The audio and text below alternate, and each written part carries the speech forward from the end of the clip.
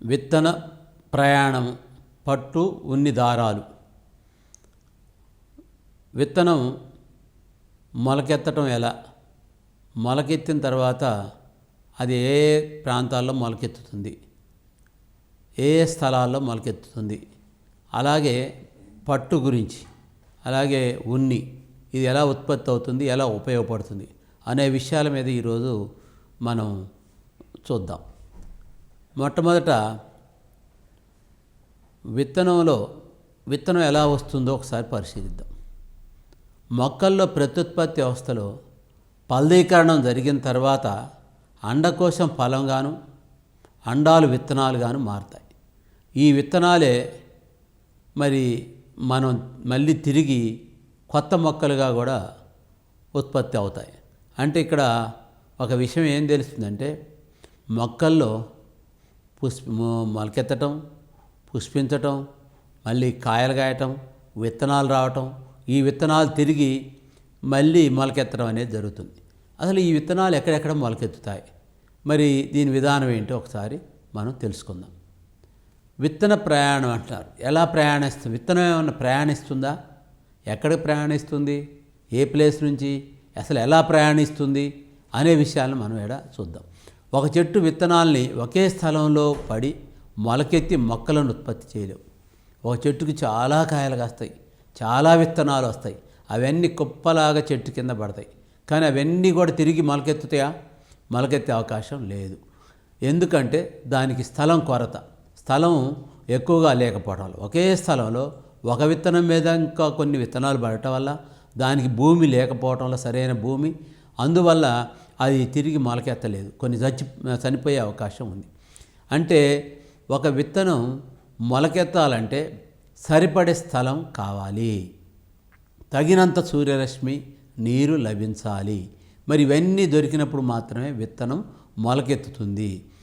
చిన్న చిన్న మొక్కలు జీవించాలంటే మొక్కల్లో విత్తన వ్యాప్తి అవసరం. ఒకే చోట విత్తనాలు ఉండొద్దు. విత్తనాలు ఒక ప్లేస్ నుంచి ఇంకో ప్లేస్కి వెళ్ళాలి. ఒక ప్లేస్ నుంచి స్థలం ఎక్కడైతే విస్తీర్ణం ఉందో ఆ స్థలంలోనే అవి పెరగడానికి అనుకూలమైనటువంటి స్థలం ఉన్న ప్రదేశంలో విత్తనాల్ని మొలకెత్తించాలి. మొక్కలు మరి ఇలా మొలిసినప్పుడు గాలి, నీరు, ఖనిజ లవణాలు కోసం తల్లి మొక్కతో పోటీ పడకుండా కొంత దూరంలో మొక్కలు విత్తనాలు వ్యాపింపజేస్తాయి. అంటే ఇక్కడ తల్లి మొక్క పక్కనే మళ్ళీ విత్తనాలు పడ్డప్పుడు ఆ విత్తనాలు తల్లి మొక్క పక్కనే ఎదగాలంటే ఎదగలేవు. ఎందుకంటే అక్కడ ప్లేసు సరిపోవు. కాబట్టి అక్కడి నుంచి వేరే ప్రాంతంలోకి వెళ్ళినట్టయితే అవి వ్యాపింపజేయడానికి ఈజీగా ఉంటుంది. విత్తనాల వ్యాప్తిలో మొక్క నుండి మొక్కకు, విత్తనం నుండి విత్తనానికి వ్యాప్తి చెందే విధానం వేరుగా ఉంటుంది. ఒక్కొక్క మొక్కలో విత్తనాలు ఒక్కొక్క రకంగా వ్యాప్తి చెందుతాయి. ఇక్కడ వీటికి కొన్ని లక్షణాలు కూడా ఉంటాయి, వ్యాప్తి చెందే లక్షణాలు. మరి ఈ విధానాన్ని వాటికి ఉన్నటువంటి లక్షణాన్ని బట్టే కొన్ని గాలి ద్వారా వ్యాప్తి చెందుతాయి, కొన్ని నీటి ద్వారా వ్యాప్తి చెందుతాయి. ఇట్లా రకరకాల పద్ధతిలో విత్తన వ్యాప్తి, విత్తన ప్రయాణం అనేది జరుగుతుంది. అంటే ఇక్కడ కొన్ని విత్తనాలను పరిశీలిద్దాం. గాలి ద్వారా విత్తనాల వ్యాప్తి. గాలి ద్వారా విత్తనాల వ్యాప్తి ఎలా జరుగుతుంది అంటే, గాలి వచ్చినప్పుడు ఆ చెట్లకు ఉన్నటువంటి కాయలు, విత్తనాలు అవి ఎగిరి వేరే ప్రదేశంలో పడటం, వేరే ప్రదేశానికి వెళ్ళి దూరంగా పడటం. అంటే ఇక్కడ జిల్లేడు విత్తనాలు తీసుకుందాం. జిల్లేడు విత్తనాలు ఈ గింజలు తేలిగ్గా ఉండి చివరన తెల్లని వెంట్రుకల్లా ఉంటాయి. ఈ వెంట్రుకల్లాంటి భాగం సులభముగా గాలిలో ఎగరటానికి అనుకూలమైనటువంటి స్థలం చేరి పెరుగుతాయి. అంటే గాలిలో సులభంగా ఎగురుకుంటూ పోయి దానికి అనుకూలమైనటువంటి స్థలంలో పడ్డప్పుడు అవి తిరిగి మొలకెత్తుతాయి, అక్కడ పెరుగుతాయి అన్నమాట. అంటే ఇక్కడ గాలిలో తేలిగ్గా వాటంతటదే ప్రయాణిస్తూ, అంటే అదే విత్తన ప్రయాణం అంటారు దీన్ని. విత్తన ప్రయాణం అని మనకి హెడ్డింగ్ ఏంటికి అంటే, విత్తనాలు కూడా ప్రయాణం చేస్తాయి ఒక ప్లేస్ నుంచి ఇంకో ప్లేస్కి. ఆ పద్ధతిలోనే పెరుగుతుంది.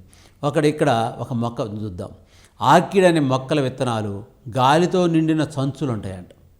ఆర్కిడ్ అనే విత్తనాలు ఒక సంచుల మాదిరిగా ఉంటుంది దానికి. ఆ సంచుల్లో విత్తనాలు ప్రయాణం చేసి వేరే ప్లేస్లోకి వెళ్ళటం జరుగుతుంది.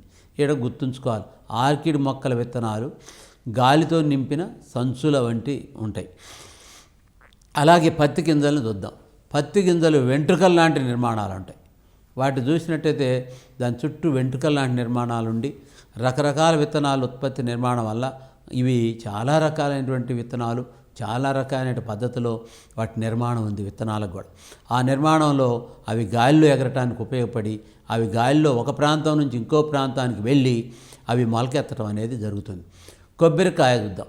కొబ్బరికాయ విత్తనం అంటే కొబ్బరికాయ పైన పీచుతో కప్పి గాలితో నిండి ఉంటుంది. అంటే ఈ పీచు అంటే ఏంది, పీసే ఉంటుంది, ఇది మందంగా ఉండదు. కాబట్టి ఈ పీసు మధ్యలో ఏముంటుంది, గాలి ఉంటుంది. గాలితో ఉండి కొబ్బరికాయ తేలికైపోద్ది. తేలికైపోవటం వల్ల నీటి మీద తేలుతూ ఉంటుంది. కొబ్బరికాయ తేలుకుంటూ ఒక చోటు నుంచి ఇంకో చోటుకి నీటిలో ప్రయాణిస్తుంది.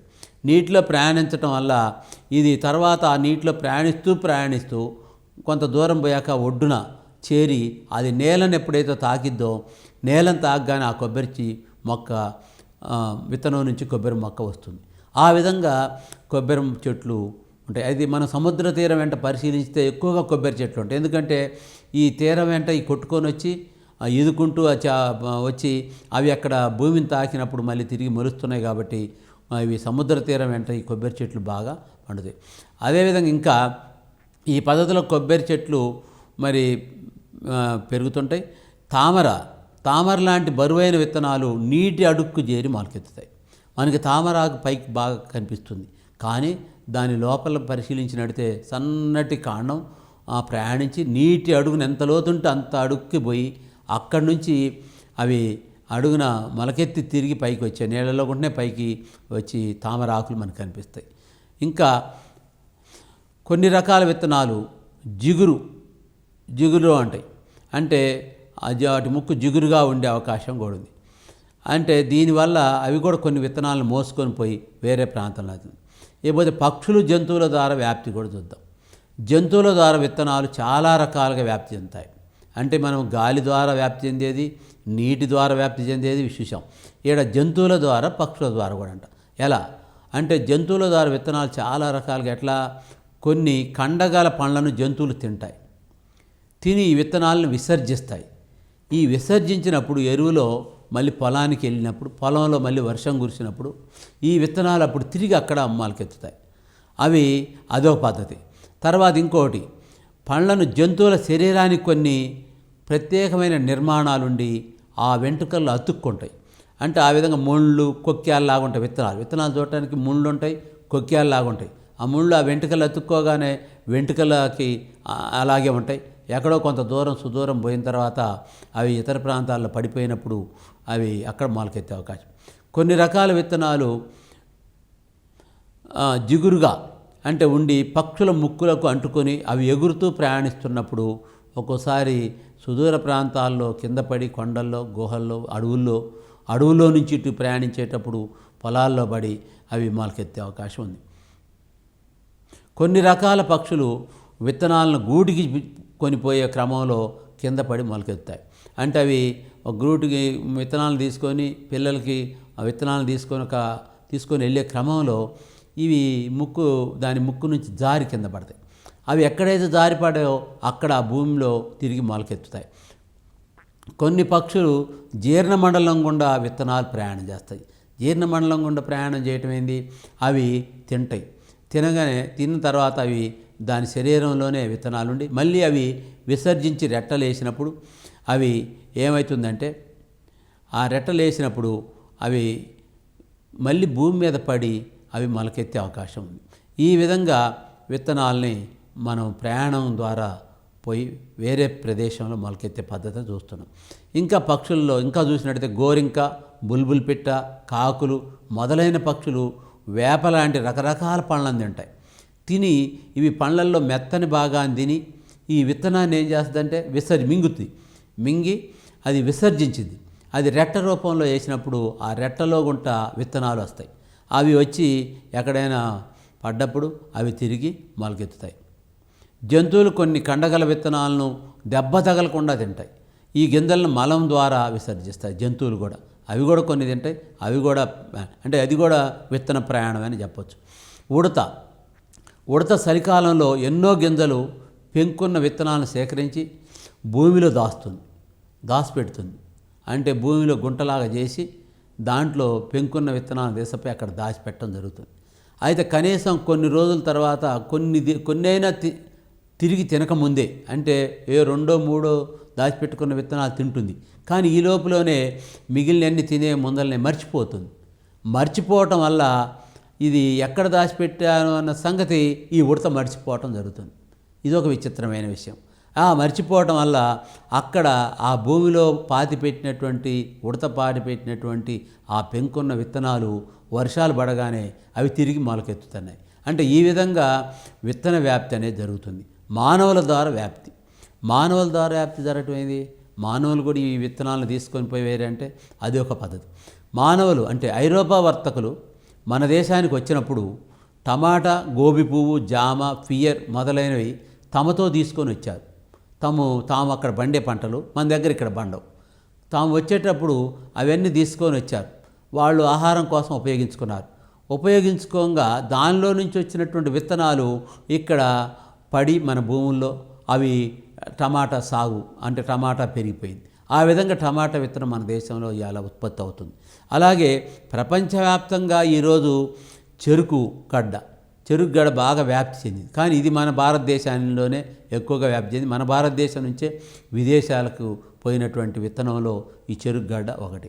అలాగే దీన్ని బట్టి మనుషులు కూడా విత్తనాలని ఒక చోటు నుంచి ఇంకో చోటుకి తీసుకుపోతారన్నాలో ఇవి కొన్ని ఉదాహరణలు. అలాగే గోధుమ ధాన్యాలు కూడా, కూరగాయలు అవి అన్నీ కూడా, ఈ గోధుమలు కూడా వాస్తవంగా మన కాడికి కాదు. ఇవి కూడా అమెరికా లాంటి దేశాల నుంచి వచ్చినటువంటి ఇవి కూడా స్టీమర్లో, మరి అదేవిధంగా లాంచెల్లో, పెద్ద పెద్ద వాటిలో ఇవి ఆహార ధాన్యాల కింద మన దేశానికి వచ్చి ఆ తర్వాత వాటిని విత్తనాలు మనం నాటడం వల్ల విత్తనం ద్వారా మనకి ఈరోజు గోధుమ కూడా మనకు వచ్చేసింది. అంటే ఇక్కడ కొన్ని పేలటం వల్ల విత్తనాలు కూడా వ్యాప్తి చెందింది. పేలటం ఏంది? మందుగుండు సామాగ్రి పేలినట్టుగా దానంతటా అదే కొంత టైం వచ్చిన తర్వాత పేలింది. లేకపోతే ఏదైనా మనం తాకినప్పుడైనా పేకింది. ఇప్పుడు బెండను మనం బాగా పరిశీలిస్తే బెండ, ఆవ, బఠానీ మనం ఆవ పట్టుకుంటే చాలు అది టప్పనని లేచి విత్తనాలు ఏటేటే చల్లా చెదురైతాయి. అట్నే బఠానీ విత్తనం, చిక్కుడు విత్తనం, బెండ ఇవి మనం తాకగానే పగిలి విత్తనాలు దూరంగా వెదజల్లబడతాయి. అవి ఆ రకంగా కూడా అవి వెదజల్లబడ్డ ప్లేసుల్లో అవి భూమిలోకి వెళ్ళి మొలకెత్తే అవకాశం ఉంది.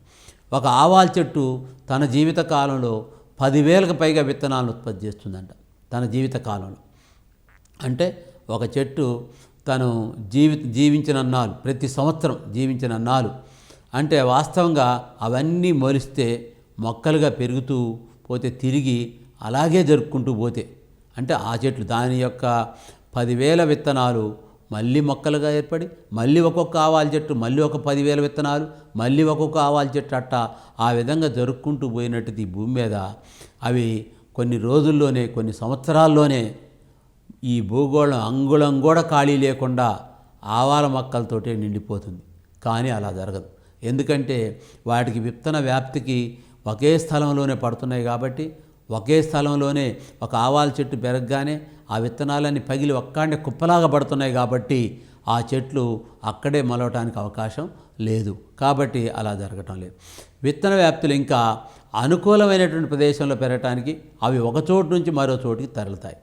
అంటే ఈ విత్తనాలు ఎంత దూరమైనా మనం అక్కడైతే అనుకూలంగా ప్రదేశం దొరికిద్దో అక్కడ మాత్రమే ఈ విత్తనాలు మొలకెత్తే అవకాశం. ఈ ప్రక్రియనే మనం విత్తన వ్యాప్తి అంటారు. దీన్నే మనం విత్తన ప్రయాణం అంటారు. అంటే అనుకూలమైన ప్రదేశంలో పెరగటానికి అవి ఒక చోటు నుంచి మరొక చోటుకి తరలిపోతాయి. ఈ తరలిపోయేటటువంటి పద్ధతుల్లో గాలి కావచ్చు, నీరు కావచ్చు, మనుషులు కావచ్చు, పేలటం కావచ్చు, ఇంకే పద్ధతులైనా కావచ్చు, వివిధ రకాలైనటువంటి పద్ధతుల్లో ఇవి విత్తన వ్యాప్తి అనేది జరుగుతుంది. మొక్కలు జీవించడానికి విత్తన వ్యాప్తి ఎంతో అవసరం.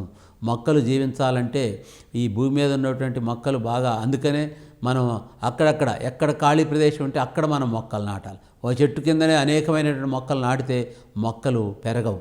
కాబట్టి మొక్కలు వేరు ప్రదేశంలో ఖాళీ స్థలాల్లో మొక్కలు నాటితే మనం అవి పెరిగే అవకాశం ఉంది. అట్లా మనం చెట్లను వ్యాప్తి చేయొచ్చు. విత్తన వ్యాప్తి ఆ విధంగా జరుగుతుంది. ఈ విత్తన వ్యాప్తిలో కూడా మనం కొన్ని ముఖ్యమైన ప్రశ్నలు తయారు చేసుకోవచ్చు. ఇది మనకి కాంపిటీషన్ టెస్ట్లో కూడా ఉపయోగపడింది. అసలు విత్తన వ్యాప్తి అనగానేమి అంటే ఒక ప్రదేశం నుంచి వేరే ప్రదేశానికి విత్తనాలు ప్రయాణించి అక్కడ తిరిగి మొలకెత్తటాన్నే మనం విత్తన వ్యాప్తి అంటారు. విత్తనాలు మొలకెత్తడానికి ఏమేమి అవసరం? మొలకెత్తాలంటే ఏం కావాలా? నీరు కావాలా, అలాగే గాలి కావాలా, భూమి నేల కావాలా, కార్బన్ డైఆక్సైడ్ కావాలా, ప్రోటీన్, ఇవన్నీ కూడా విత్తనాలు మొలకెత్తడానికి అవసరం. సరైన స్థలం కావాలా. మొక్కల విత్తనాలు గాలితో నిండిన సంచుల వంటి నిర్మాణాల మొక్క ఆర్కిడ్. అలాగే మనం రెక్కల్ లాంటి అమెరికా ఉన్న విత్తనం బంగారు. ఇట్లా మనం కొన్ని వీటిని పోయినట్టయితే పేలుడు వలన విత్తనాలు వ్యాప్తి చెందే మొక్కల పేర్లు ఉన్నాయి. అవి బెండ, ఆవ. అలాగే మనం ఒక ఆవాల చెట్టు ఒక జీవిత కాలంలో ఎన్ని విత్తనాలు ఉత్పత్తి చేస్తుంది అని మనం ప్రశ్న వేసుకుంటే 10,000. టమాటా ఏ దేశస్తుల ద్వారా మన దేశానికి వచ్చింది? ఐరోపా. అంటే ఇట్లా మనం కొన్ని ప్రశ్నలు వేసుకొని గుర్తుంచుకొని వాటిని మనకి వచ్చేటటువంటి మనం ఎదుర్కోబోయేటటువంటి కాంపిటేటివ్ టెస్ట్లో మనం దీనికి జవాబులు రాయడానికి అవకాశం ఉంది. ఇకపోతే తర్వాత పట్టు, ఉన్ని, దారాలు. పట్టు గురించి ఉన్ని గురించి ఏంటి? పట్టు అంటే ఎక్కడి నుంచి లభిస్తుంది? ఉన్ని ఎక్కడి నుంచి లభిస్తుంది? మన మొక్కల నుండి, జంతువుల నుంచి దారాలు లభిస్తాయి. పత్తి, జనుము, గోగు, కొబ్బరి, కలమంద మొక్కల నుండి లభించే నారదారాలతో వివిధ వస్త్రాలను తయారు చేస్తున్నాం. మనం పట్టు అంటే పట్టు చీరలు చూస్తున్నాం, ఉన్ని అంటే రగ్గులు చూస్తున్నాం. ఇవన్నీ ఎలా తయారవుతున్నాయి? వివిధ రకాల పట్టు చీరలు, పట్టు పంచెలు, పట్టు తువాళ్ళు, పట్టు అన్ని రకాలైనటువంటి పట్టు, ఎన్నో రకాలైన వస్త్రాలు తయారవుతున్నాయి. పట్టు పురుగుల నుండి పట్టు దారాలు అంటే పట్టు పురుగుల నుంచి పట్టు దారాలు తీస్తాం. అలాగే గొర్రె, మేక, ఒంటె, జడల బర్రె వంటి జంతువుల నుంచి ఉన్నిని తీస్తాం జరుగుతుంది. అంటే బాగా గుర్తుపెట్టుకోవాల్సిన విషయం పట్టు పురుగు. అసలు పట్టు పురుగు గురించి చూద్దాం. పట్టు పురుగు అంటే ఎలా అంటే పట్టు పురుగు గుడ్లను విత్తనాలు అంటాం. పట్టు పురుగు యొక్క గుడ్లను మనం విత్తనాలు అంటాం. ఈ పురుగులను ఒక వల మాదిరిగా ఉండే పెట్టెలో పెట్టి ప్రత్యేకమైన గదుల్లో ఉంచాలి. అసలు ఎలా పెంచుతారు పట్టు పురుగుల్ని? పట్టు ఎలా వస్తుంది? చీరల మీదకి, వాటి మీదకి పట్టు అనేటటువంటిది ఎలా వస్తుంది? అవి కేవలం ఒక పురుగుల ద్వారా వచ్చినటువంటిది పట్టేనా? అసలు ఎలా తయారవుతుంది ఆ పట్టు అనేది మనం ఒకసారి అబ్జర్వ్ చేద్దాం. చీరల మీద వచ్చేటటువంటి పట్టు అంటే గుడ్లని మనం పట్టు పురుగు గుడ్లను విత్తనాలు అంటాం. ఈ పురుగులను వల మాదిరిగా ఉండే పెట్టెలో పెట్టి ఓ ప్రత్యేకమైన గదుల్లో ఉంచుతాం. ఇది చేతాకో చిలుక మాదిరిగానే ఉంటుంది. పట్టు పురుగులకు ఒక పేరుంది, బాంబిక్స్ మోరీ. అంటే బాంబిక్స్ మోరీ అంటారు. దీన్ని కూడా మనం ఒక ఇంపార్టెంట్ బిట్ క్వశ్చన్లో మనం వాడవచ్చు. అట్లా బాంబిక్స్ మోరీ అంటే ఏమిటి అంటే పట్టు పురుగు సంబంధించినటువంటి పదం. దీన్ని మనం గుర్తుపెట్టుకోవాలి. చిలుకలు గుడ్డు పెట్టే సమయానికి ఒక తెల్లని బట్టను కానీ పేపర్ కానీ పరుస్తారు. అంటే ఈ పట్టు పురుగులు, ఈ పట్టు చిలుకలు గుడ్డు పెట్టే సమయానికి మనం ఏం చేయాలంటే దానికి కింద ఒక పేపర్ కానీ ఒక తెల్లని బట్టను కానీ వేస్తే దాని మీద ఒకేసారి ఒక పట్టు పురుగు 500 వరకు గుడ్లను పెడుతుంది. ఆడపట్టు పురుగు ఒకేసారి 500 పట్టు పురుగు గుడ్లను పెట్టేస్తుంది. అంటే పెట్టి ఈ పట్టు పురుగు చనిపోతుంది. అంటే పెట్టగానే అది దాని యొక్క జీవితకాలం ముగిసిద్ది అన్నమాట అప్పటితోటి. అంటే 500 గుడ్లు పెట్టి అది చనిపోవడం జరిగింది. గుడ్లు చాలా చిన్నవిగా ఉంటాయి, చూడటానికి చాలా చిన్నవిగా ఉంటాయి. వీటిని మళ్ళీ తిరిగి ఎలా చేస్తామో చూద్దాం. మల్బరీ ఆకులతో పేర్చిన మెత్తటి చాపల మీద ఉంచి పొదిగిస్తారు. ఈ గుడ్లలన్నీ తిరిగి మల్బరీ ఆకులతో పేర్చినటువంటి మెత్తటి చాపల మీద ఉంచి పొదిగిస్తారు.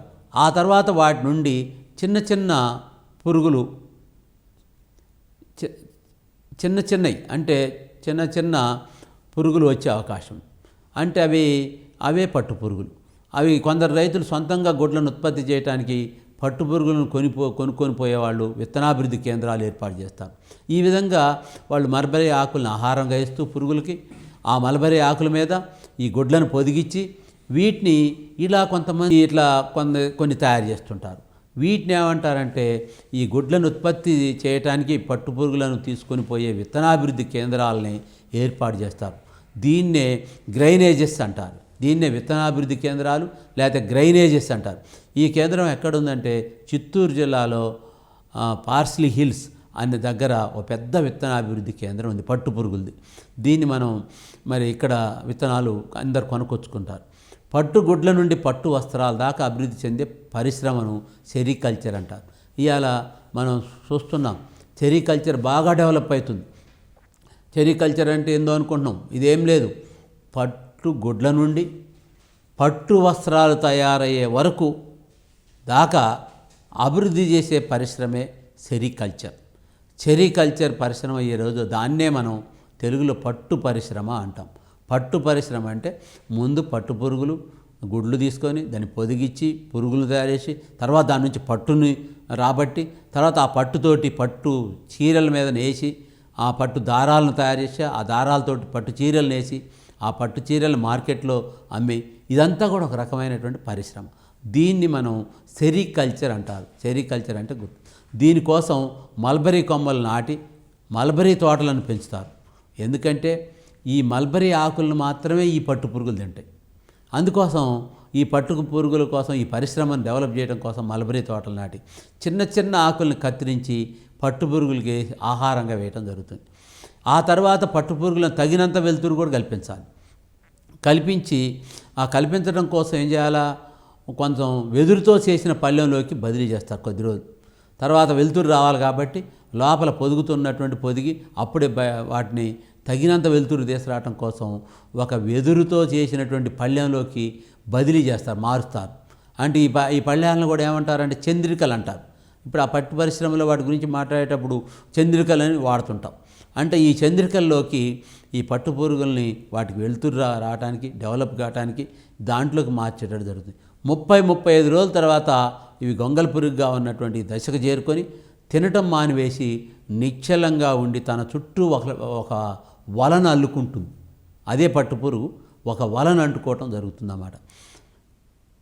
పట్టుపురుగు నోటిని అటు ఇటు కదిలిస్తూ దారం లాంటి పదార్థం విడుదల చేస్తుంది.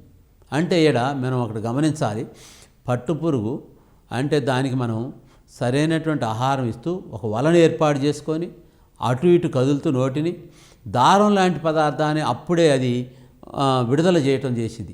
ఆ దారం లాంటి ఆ తెల్ల పదార్థం గాలి వెలుతురు తగలగానే, అసలే వెలుతురుకే ఉంచుతున్నాం చంద్రికల్లో వాటిని, ఆ ఉంచినప్పుడు మాత్రమే ఇది వల వేసుకొని ఆ దారం లాంటి పదార్థాన్ని విసర్జిస్తుంది.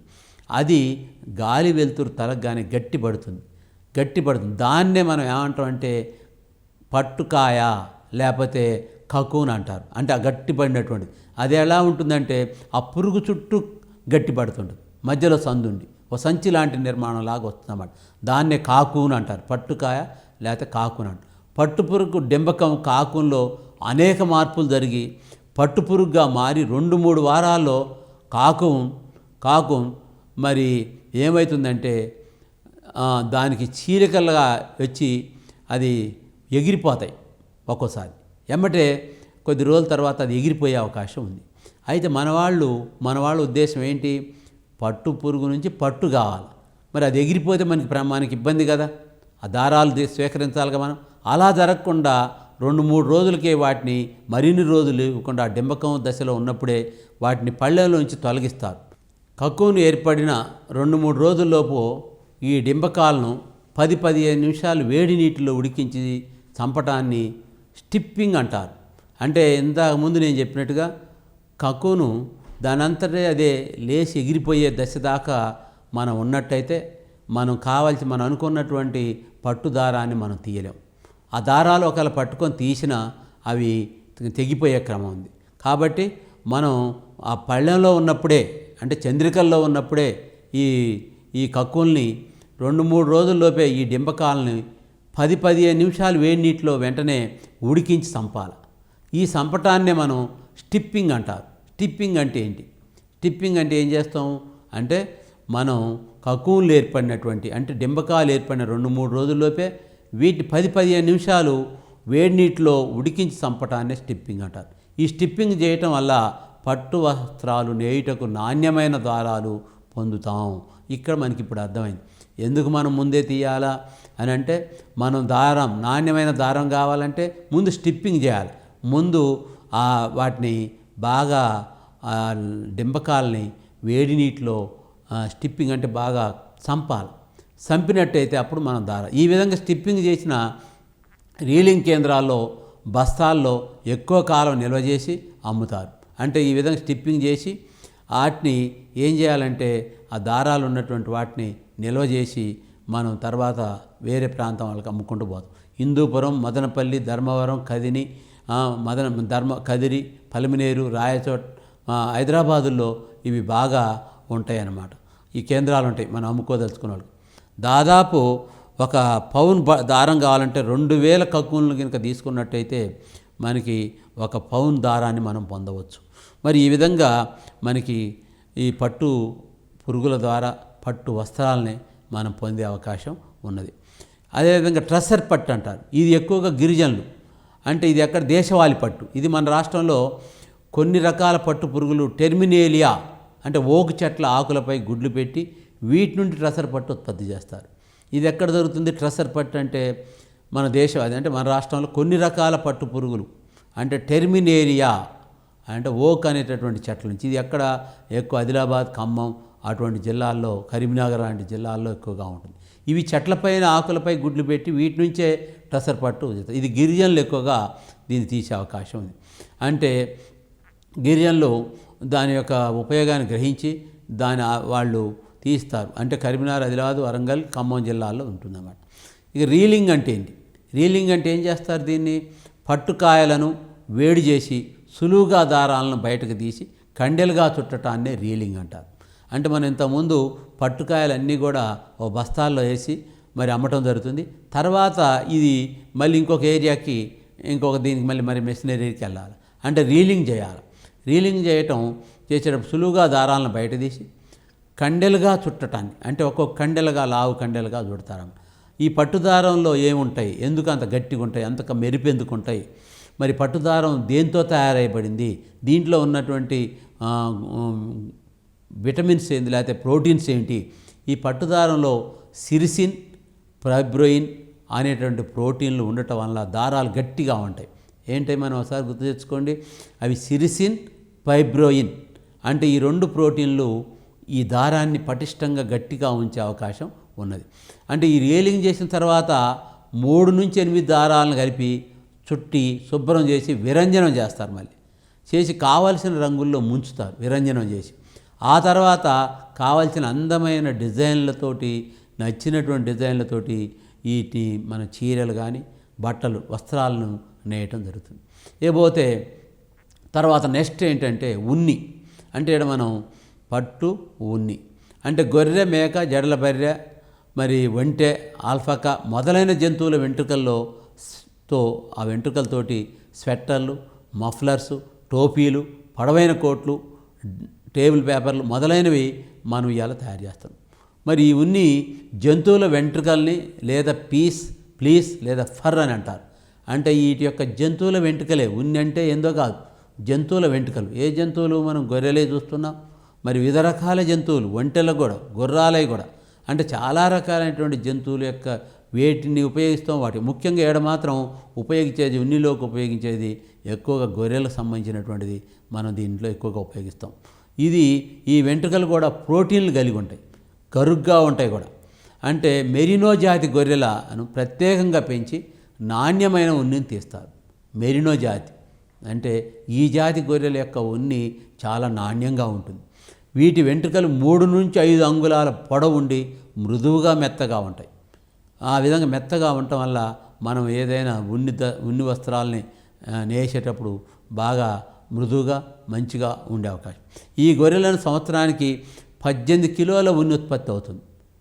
మెరీనా గొర్రెల నుంచి 18 కేజీల ఉత్పత్తి అయ్యే అవకాశం. అంటే దీన్ని కేవలం ఈ గొర్రెలను మరి ఉన్ని కోసమే పెంచుతారు. కొన్ని మాంసం కోసం పెంచితే, కొన్ని ఉన్ని కోసం పెంచేటటువంటి గొర్రెలు కూడా ఉన్నాయి.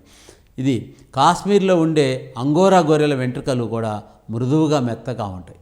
మరి వీటి నుంచి కూడా ఉన్ని లభిస్తుంది. వసంత ఋతువులో గొర్రెల ఉన్ని చర్మానికి దెబ్బ తగలకుండా రేజర్లతో తొలగిస్తారు. దీన్ని షేరింగ్ అంటారు. అంటే వీటి చర్మానికి దెబ్బ తగలకుండా మరి వసంత ఋతువుల్లో గొర్రెలు అన్నిటిని కూడా వాటిని పడుకోబెట్టి వాటిని ఒక రేజర్ ఉంటుంది, చర్మాన్ని దెబ్బ తగలకుండా జాగ్రత్తగా తీసేటటువంటి ఇది.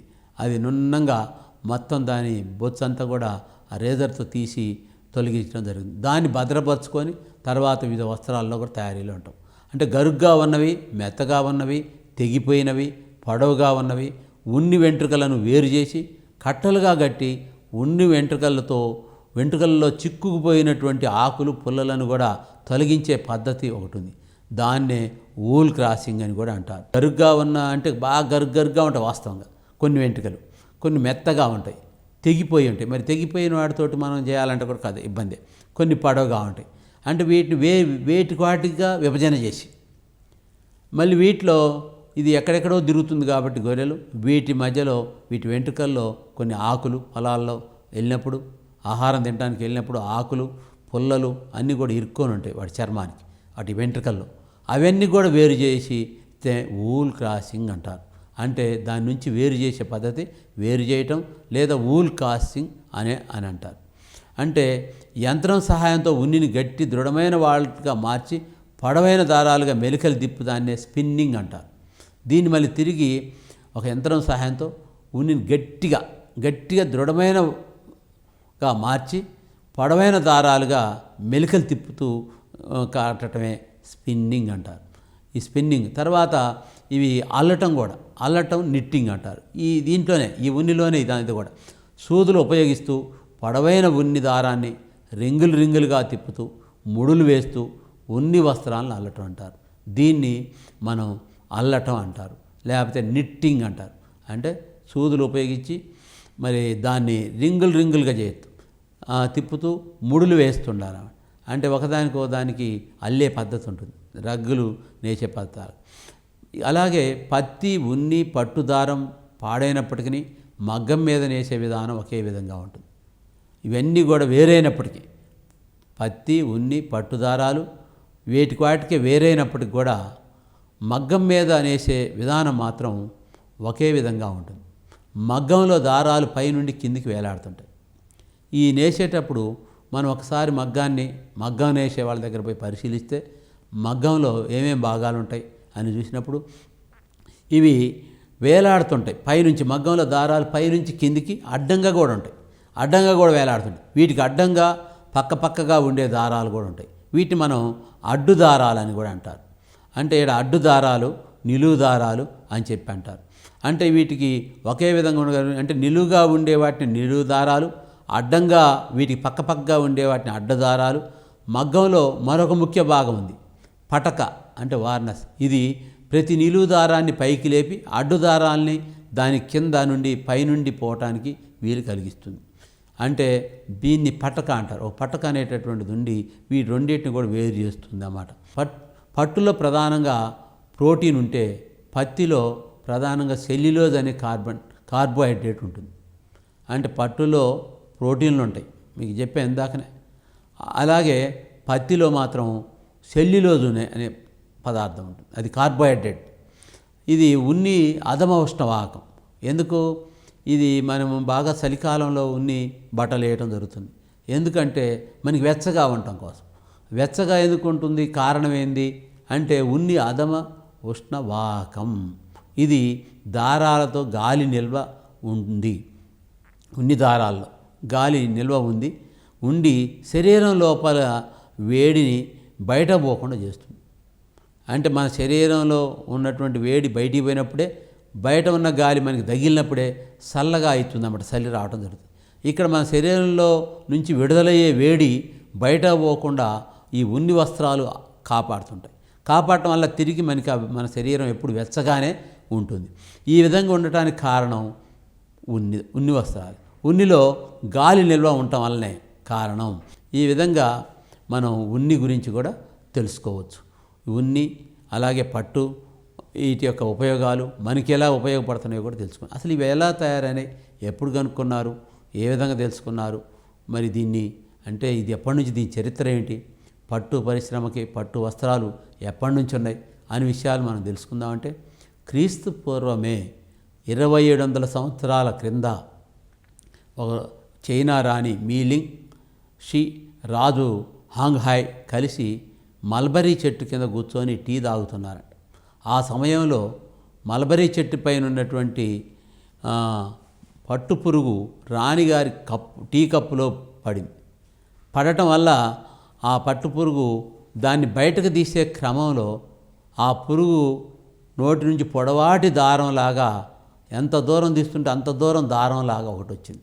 అప్పుడు ఈ యొక్క పట్టు పురుగులో నుంచి ఏదో దారంలాగా అనిపిస్తుంది, దీన్ని ఏంటిది అని అప్పుడు పరిశీలన చేయటం.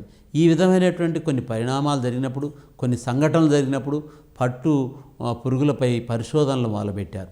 ఇలాంటిది మరి ఈ పద్ధతి ఇక్కడ జరిగినటువంటి ఆ ఉదాహరణ ఒకటి. అలా దారం నేయటానికి ఈ ఆలోచనలు పనికొచ్చాయని చెప్పవచ్చు. అలాగే ఉన్ని దుస్తులకు కూడా ప్రాచీన నాగరికత ఉంది, అతి పురాతనమైంది. క్రీస్తు పూర్వం 6000 సంవత్సరాల నుండే ఇరాక్ దేశస్థులు ఉన్ని కొరకు గొర్రెలను పెంచేవాళ్ళంట. అంటే క్రీస్తు పూర్వంలోనే మనం ఉన్ని గురించి ఆలోచించారు. అప్పటి నుంచే ఈ ఉన్ని రగ్గులు వీటిని కూడా నేయటం చేశారు. అంటే అలాగే నూలు కూడా 7000 సంవత్సరాల క్రితం నుండే నూలు ఊలు దారాలను కండెలకు జుట్టి నేత నేసేవారని చరిత్ర రుజువు చేస్తుంది. అంటే మనకి దీన్ని బట్టి మన అన్నీ కూడా కొన్ని ఏళ్ల క్రితం, కొన్ని సంవత్సరాల క్రితం, కొన్ని యుగాల క్రితం ఒక్కొక్క వస్తువుని ఒక్కొక్క యుగంలో, ఒక్కొక్క శతాబ్దంలో కొన్ని కనుక్కొని మనం రాబోయే తరాలకి మనకు అందించడం జరుగుతుంది. మనం ఇంకా వాటిని నాణ్యమైన పదార్థాలుగా తయారు చేసి వాటిని ఇంకా డెవలప్ చేయడం కోసం దేని నుంచి అయితే ఉత్పత్తి అవుతుందో ఆ జంతువుల్ని, ఆ మొక్కల్ని మనం పెంచుకుంటూ మనకు కావాల్సినటువంటి ఉత్పత్తిని మనం పొందుతున్నాం. ఈరోజు విత్తనాల ద్వారా పొందే లాభం, అలాగే ఉన్ని ద్వారా, పట్టు ద్వారా పొందే లాభాన్ని మానవుడు తనకు అనుకూలంగా పండిస్తూ దాన్ని అభివృద్ధి చేస్తూ చేయగలుగుతున్నాడు. అలాగే ఇంకా మరి దీని గురించి ఈ 3 అంశాలు కూడా చాలా ప్రధానమైనటువంటి అంశాలు. ఈ 3 అంశాల్లో కూడా చాలా ప్రధానమైనటువంటి ప్రశ్నలు ఉన్నాయి, ముఖ్యమైన ప్రశ్నలు కూడా ఉన్నాయి. ఈ ముఖ్యమైన ప్రశ్నలోనే అసలు పట్టుపురుగులు అంటే ఏంటి, పట్టుపురుగులు ఏంటికి ఉపయోగపడతాయి? ఇవాళ పట్టు పెళ్ళిళ్ళు జరుగుతుంటే పట్టు చీరలు లేకుండా పెళ్ళి అనేది లేదు. ఇవాళ పట్టు చీరలు మెలమెల మెరుస్తూ మరి మనకి స్త్రీలు పట్టు చీరలు ధరిస్తున్నారు. ఇవన్నీ కూడా ఎక్కడి నుంచి వస్తుందో కూడా తెలియకపోవచ్చు అందరికీ. కానీ పట్టు పురుగులు విసర్జించేటటువంటి పదార్థం నుంచే పట్టు చీరలు, పట్టు దారాలు ఉత్పత్తి అయి పట్టు నేయటం జరుగుతుంది. ఎంతోమందికి జీవనోపాధి అవుతుంది ఈ పట్టు చీరల వల్ల. బాంబిక్స్ మోరీ అంటే ఏమిటి? బాంబిక్స్ మోరీ అంటే పట్టు పురుగులు. ఇంతకుముందు చెప్పాం. బాంబిక్స్ కొన్ని క్వశ్చన్స్ మీ ముందు ఉంచుతున్నాం, బాగా ఇంపార్టెంట్. ఇవి మనం పదే మనం మరి ఎగ్జామ్స్లో, కాంపిటేటివ్ టెస్ట్లో కూడా రావడానికి అవకాశం ఉంది కాబట్టి కొన్ని గుర్తుంచుకోండి. బాంబిక్స్ మోరీ అంటే ఏమిటి? ఇవి పట్టు పురుగులు, వీటికి పట్టు పురుగులని మరో పేరు. తర్వాత గ్రేనేజెస్ అనగానేవి అంటే పట్టు విత్తనాభివృద్ధి కేంద్రం. అంటే పట్టు గుడ్లని పొదిగించి పట్టు పురుగులుగా తయారు చేసేటటువంటి కేంద్రాన్నే మనం పట్టు విత్తనాభివృద్ధి కేంద్రము అని మనం అంటాం. అంటే ఇక్కడ ఇది ఎక్కడుంది? ఈ పట్టు విత్తనాభివృద్ధి కేంద్రం ఎక్కడుంది? చిత్తూరు జిల్లాలో ఆర్స్లీ హిల్స్ అనేటటువంటి ప్రాంతంలో ఇక్కడ ఉంది. ఇక్కడ ఎక్కువగా కొనుక్కొని ఇంకా ఈ పట్టు పరిశ్రమలో పట్టు పురుగులు అభివృద్ధి చేయదలుచుకున్న వాళ్ళు ఇక్కడ కొనుక్కొని కూడా విత్తనాలను పోతారు. ఏవో చెరీ కల్చర్ అంటే ఇంతకుముందు మాట్లాడుకున్నాం. ఏంటిది? పట్టు పురుగులు అంటే గుడ్లు పెట్టే దగ్గర నుంచి ఆ గుడ్లని పొదిగించి మనం కకూన్లా తయారు చేసి వాటిని మనం స్టిప్పింగ్ చేసి వాటిని మనం ఉడికించి చంపి తర్వాత వాటి ద్వారా దారాలను తీసి ఆ దారాలని మనం కండెలుగా జుట్టి ఆ దారాల ద్వారా విరంజనం చేసి ఆ విరంజనం చేసిన దాన్ని వివిధ రకాల రంగుల్లో ముంచి మనం పట్టు వస్త్రాలని, పట్టు చీరలు, పట్టు వస్త్రాలని నేయటాన్నే మన సెరికల్చర్ అంటారు. ఈ సెరికల్చర్ ఇప్పుడు దేశంలో చాలా చోట్ల అభివృద్ధి చేస్తున్నారు. చాలామంది దీన్ని పరిశ్రమగా తీసుకొని ఇది ఉపయోగించుకుంటున్నారు. దీన్ని లాభసాటి అయినటువంటి పరిశ్రమ కూడా. పట్టుపురుగు నోటిని అటు ఇటు తిప్పుతూ దారాన్ని విడుదల చేస్తుంది. అది వెంటనే గట్టి పడుతుంది. ఎందుకు అంటే ఇది ఒక దశకు వచ్చినప్పుడు, ఇది డింబక దశలో ఉన్నప్పుడు ఇది అటు ఇటు తిప్పుతుంది. ఇది చంద్రికల్లోకి మారుస్తారు. మనం గాలి వెలుతురు జరగటం కోసం ఆ చంద్రికల్లోకి మార్చడం జరుగుతుంది. ఈ విధంగా మార్చినప్పుడు అది వెంటనే గట్టి పడుతుంది. అంటే గట్టి పడటం అంటే ఇది వెలుతురు తగిలేటట్టుగా గాలి తగిలేటట్టుగా ఉంచటం వల్ల అది గట్టి పడుతుంది. అంటే ఈ దారాన్ని అది నోటి నుంచి విడుదల చేసినప్పుడు అది వెంటనే గాలి తగలటం వల్ల అది గట్టి పడటం జరుగుతుంది. అది కారణం అనేది. పట్టుకాయకు మరొక పేరు ఏంటి? కకూన్. దాన్ని మనం చూసాం, కకూన్ అని. పట్టుకాయ ఎట్ట ఏర్పడుతుంది? మరి పట్టు పురుగు అది ఒక దారాన్ని ఏర్పాటు చేసుకొని దాని దారం తెల్లటి పదార్థాన్ని విసర్జించి అది చుట్టూ గట్టిగా బయటికి రాగానే గాలి వెలుతురు గట్టిపడి చుట్టూ ఒక కాయ మాదిరిగా ఏర్పడుతుంది. దాన్ని ఒక డింబక దశలో ఉంది. అది ఎగిరిపోకముందే దాన్ని ఏం చేస్తున్నామంటే దాన్ని మనం స్టిప్పింగ్ అంటే సంపుతాం, వేడి నీటిలో సంపి దాని నుంచి మనం దారాలను తీస్తున్నాం.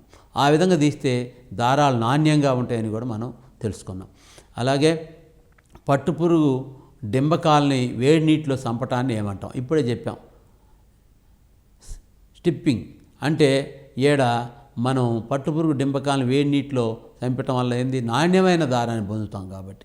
అదే మన రాష్ట్రంలో ట్రస్సర్ పట్టు ఉత్పత్తి అక్కడ జరుగుతుంది.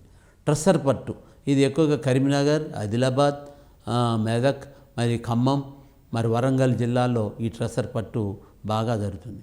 ఈ ట్రస్సర్ పట్టు మరి ఒక చెట్టు నుంచి గిరిజనులు ఎక్కువగా దీన్ని తీసే అవకాశం ఉంది. అలాగే పట్టుదారాలతో ఉండే విటమిన్లు పట్టుదారాల్లో ఉండే విటమిన్లు ఏవి? పట్టుదారాల్లో సిరిసిన, అలాగే ఫైబ్రోయిన్ అనేటటువంటి విటమిన్ నుండి చాలా బలంగా బాగా నాణ్యంగా ఇవి ఉండే అవకాశం ఉందన్నమాట. అదేవిధంగా ఇంకా మనం 18 కిలోల ఉన్ని సంవత్సరానికి ఇచ్చే గొర్రె పేరు. మనం ఇంతకుముందు మెరీనో అంటే ఇది మన దేశవాళీ గొర్రె, ఇది మనకి అంత ఉన్నిని మనకి ఇస్తుంది. దీన్నే సీరింగ్ అంటే ఏంటి? గొర్రెల చర్మాన్ని తొలగించడం. అదే అంటే ఈ చర్మాన్ని మన వసంత ఋతువులో దీని యొక్క చర్మాన్ని మరి తొలగించి అంటే దాన్ని కట్ చేసి రేజర్ ద్వారా తొలగించి దాన్ని ఆ విధంగా చేసే పద్ధతిని షేరింగ్ అంటారు. అంటే దీన్ని ఈ విధంగా మనం కొన్ని ప్రశ్నలు బాగా ఇంపార్టెంట్ అయిన ప్రశ్నలు కనుక మనం చూసుకున్నట్టయితే మనకు చాలా ముఖ్యమైనటువంటి చాప్టర్ ఇది. ఈ పట్టు, ఉన్ని, విత్తన ప్రయాణం ఈ 3 అంశాలు కూడా మనకి బాగా ఉపయోగపడేటటువంటి చాప్టర్. దీని గురించి ఈరోజు మనం తెలుసుకొని మరి దీన్ని తర్వాత మనం నెక్స్ట్ క్లాస్లో కలుద్దాం. Thank you. నమస్కారం.